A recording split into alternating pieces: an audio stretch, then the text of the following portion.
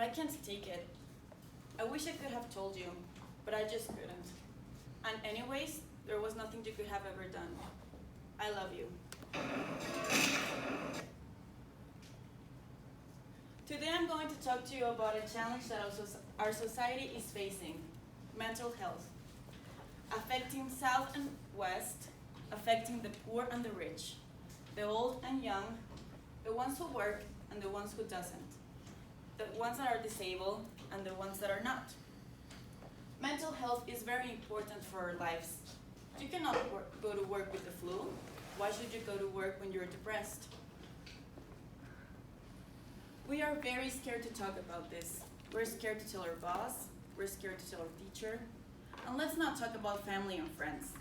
Because what are they going to say if you say, I'm depressed, I have anxiety? What's that? Why would you have that? Are you okay? Like, are you crazy or something? It is a taboo that has been attacking our society for years. And how can we accept illness like AIDS, but mental health? Not yet, or at least not enough. We are not aware of the damage we are causing to our society. We are not aware of anything. We just shut up. We just turn our eyes and give our back to people. A friend once told me she had broken her leg 3 years ago. Everyone went to the hospital. Everyone took pictures with her and uploaded to Instagram, quoting, "Always there. Best friends forever. Get well, honey." But guess what? She started struggling with anxiety 2 years ago. No one called her. No more balloons, no more Insta stories, nothing. She was by her own.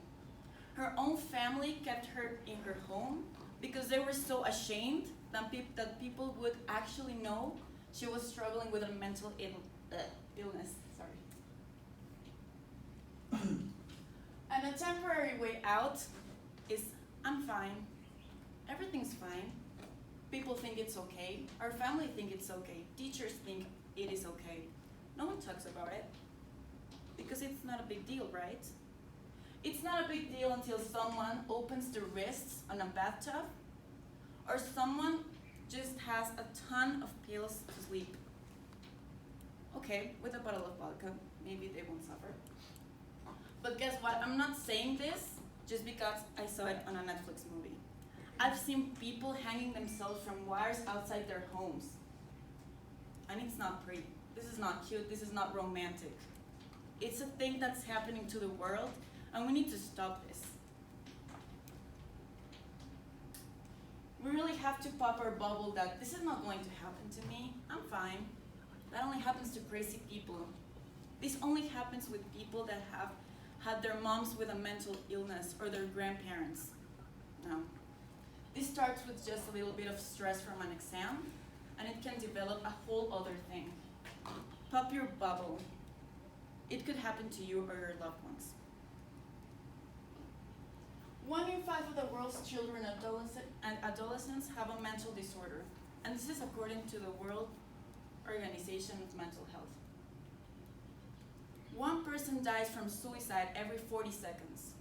This means from all the time that I have been talking, at least 5 people have already killed themselves.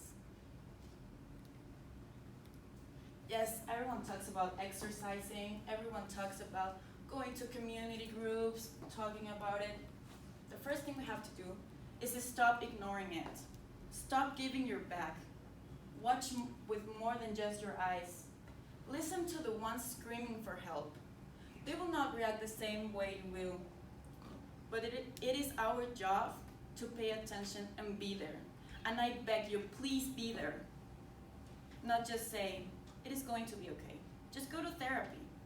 No, we need support. Yes, there are hotlines. The school tells us, yes, come talk to me. But do you really think people is going to approach you? Do you think a person you have never speak to will tell you, I have problems, I think I have anxiety? No. Please start with your loved ones, with the closest people around you. Make them feel safe. Because trust me, they're scared as hell to talk to you about this.